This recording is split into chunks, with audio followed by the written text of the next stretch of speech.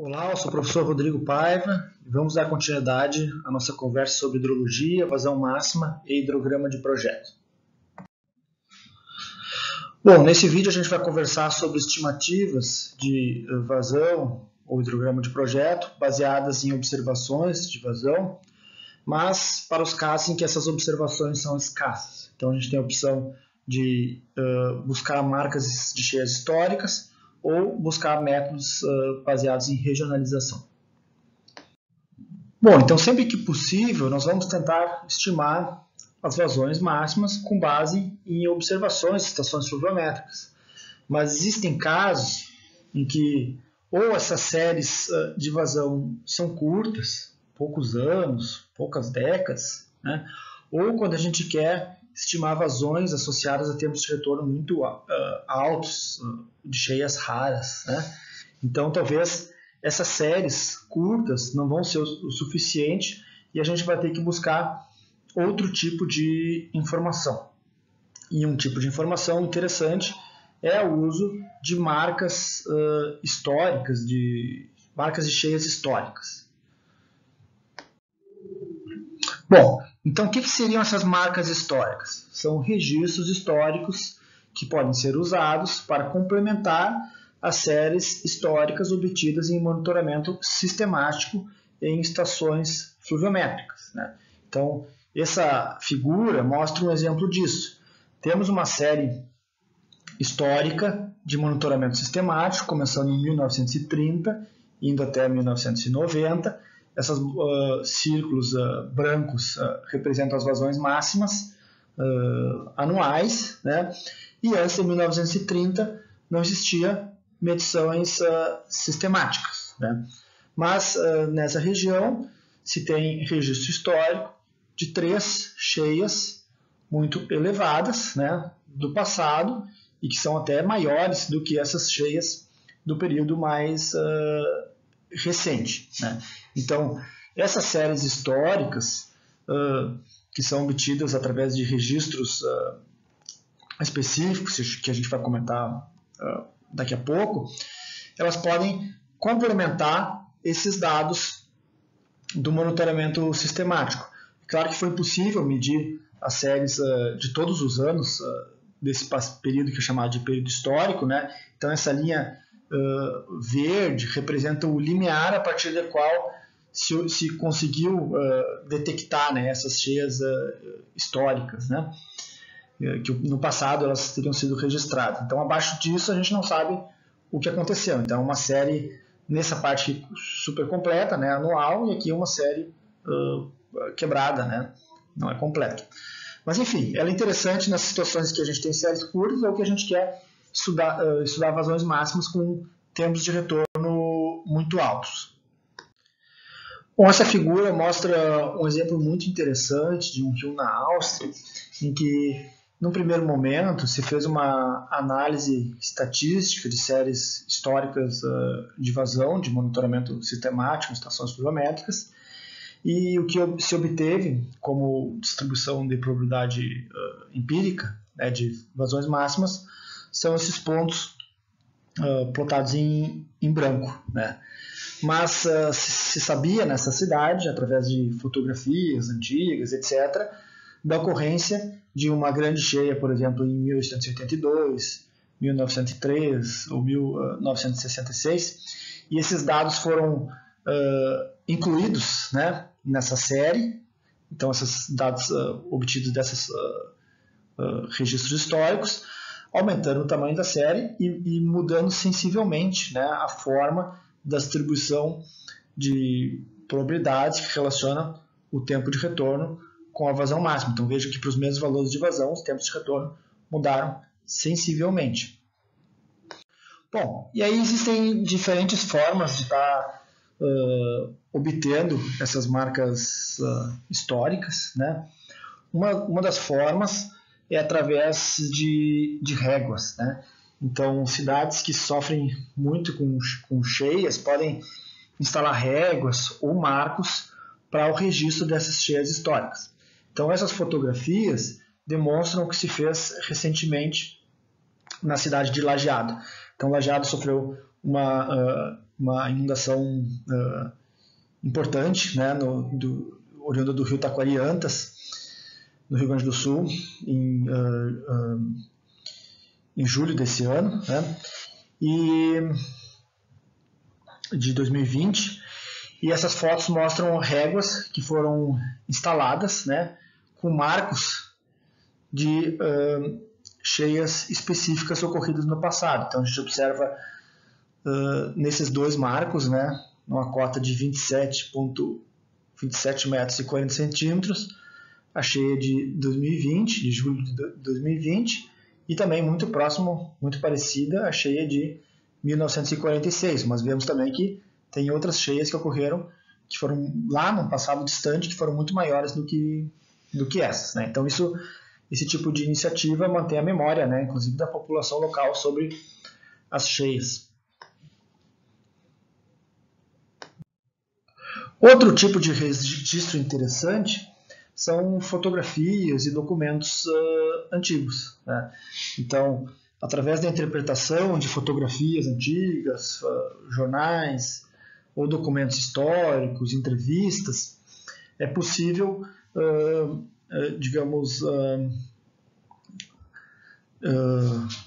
obter informações sobre grandes cheias do passado, né, anteriores ao monitoramento hidrológico sistemático.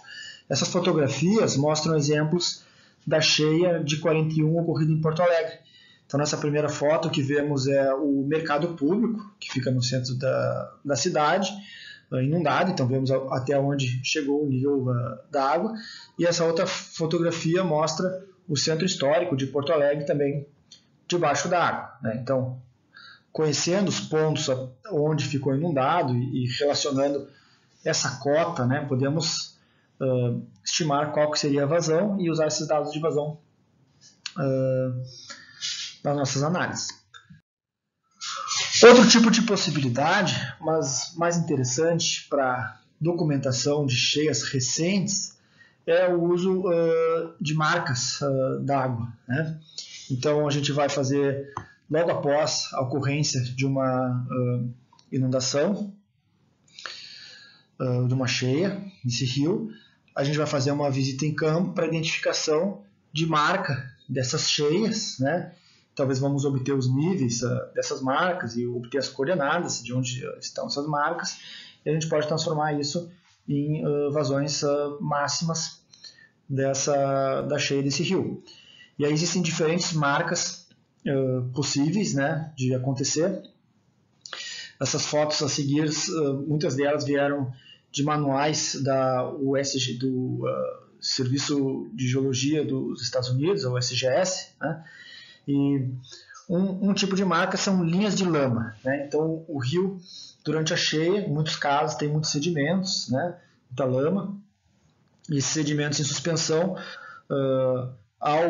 se a velocidade da água não for muito grande, ao estar em contato com algum objeto, vai manchar esse objeto. Então aqui a gente tem um exemplo de arbustos sujos por lama do rio. Então essa aqui seria até onde chegou a linha d'água. Aqui um caso de linha de lama numa edificação e num vidro de uma janela, né? Então a gente através disso a gente poderia saber qual foi o nível d'água que chegou essa cheia. Outro tipo parecido de marca são linhas de materiais finos. Então, parecido com linhas de lama, mas são outros detritos finos que ficam presentes na água.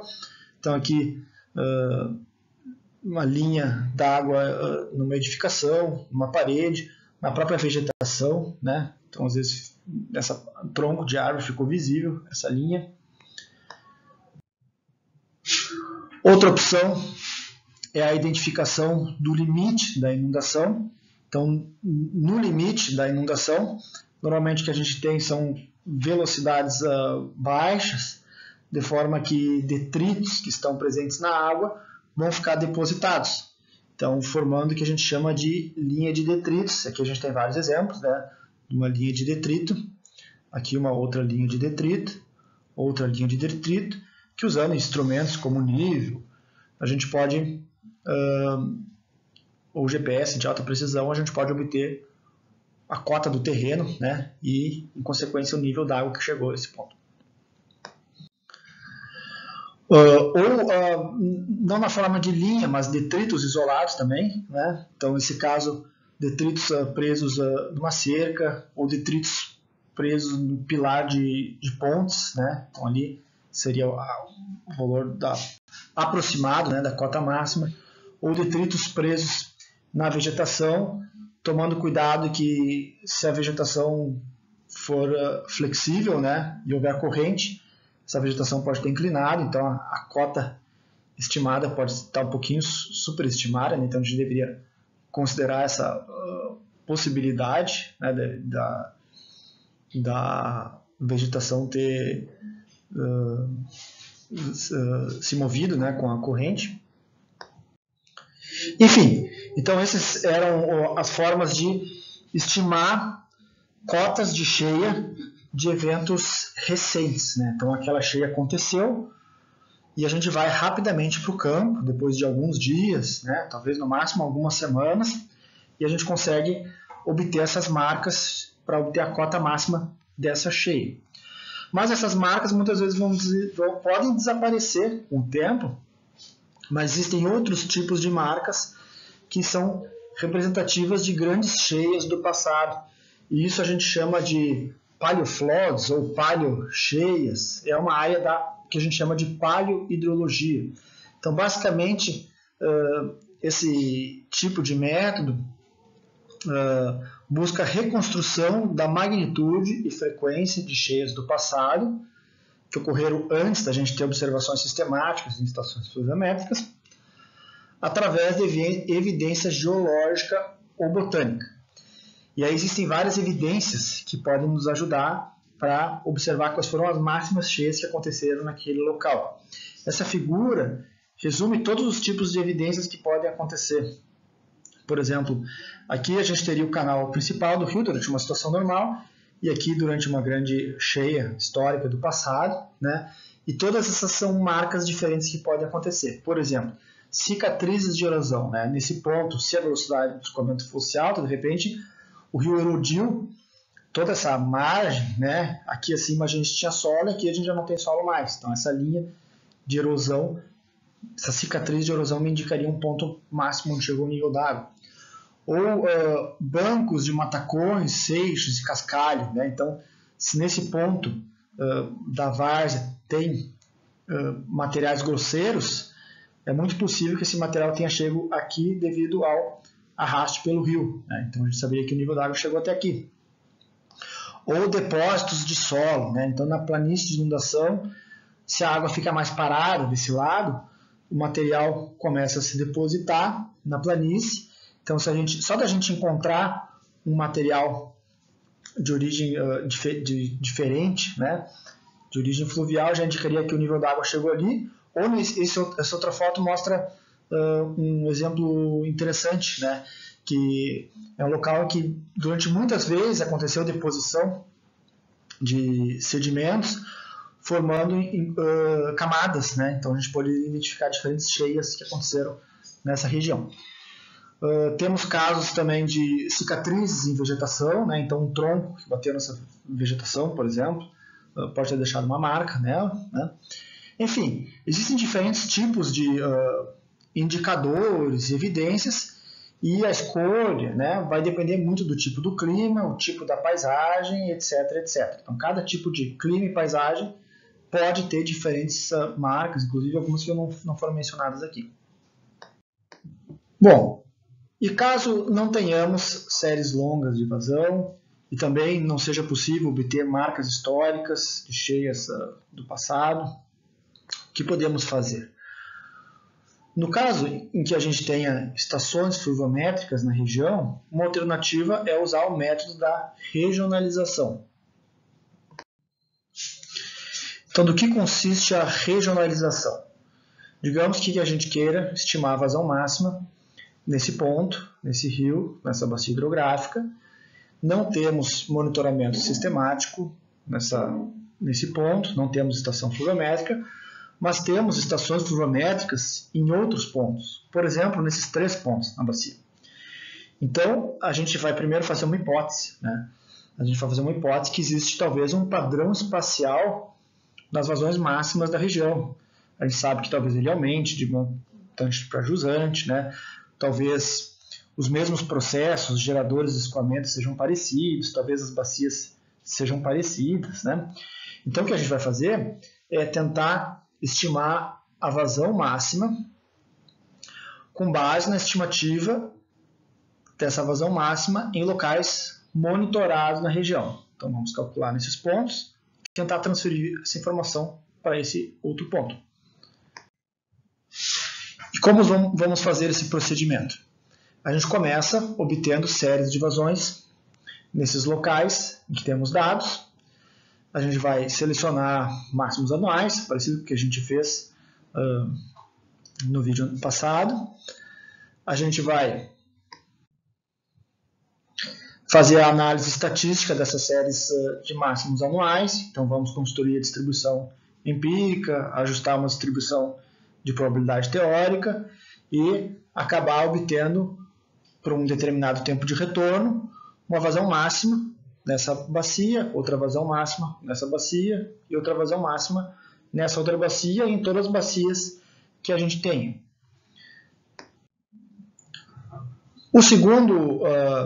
O próximo passo é estudar a relação dessa vazão máxima com características da bacia hidrográfica. Será que a vazão máxima é maior, onde tem mais precipitação? Será que ela aumenta com a área da bacia? Será que ela é maior ou menor em bacias montanhosas, né? Então, essas figuras ilustram essa tentativa de relacionar a vazão máxima com a área da bacia, tamanho, precipitação, relevo, vegetação, condicionantes do solo, etc, etc. Na primeira figura, o que a gente tem no eixo X é a precipitação média anual, milímetros por ano, né? E nessa outra a gente tem a vazão máxima com 100 anos de tempo de retorno, mas é a vazão específica, então é a vazão em metros cúbicos por segundo por quilômetros quadrados. Tá? Então a gente, de certa forma, padronizou a questão do tamanho da bacia hidrográfica. O que a gente observa é um padrão de que quanto maior a precipitação média, maior também vai ser a vazão máxima, a vazão da cheia. Por outro lado, nessa outra figura, a gente mostra a mesma vazão máxima específica, com 100 anos de tempo de retorno, mas em função da área de drenagem. Então, o que a gente observa é um padrão contrário. Bacias maiores têm vazões máximas específicas menores e bacias pequenas têm a tendência de ter cheias mais intensas, expressas pela vazão máxima específica maior. Então, estudando um pouco esses padrões na sua bacia hidrográfica, você pode acabar obtendo uma equação que possa predizer, né, em função dessas características, qual seria a vazão máxima. Então, a gente vai definir uma equação empírica de regionalização em função dessas características da bacia.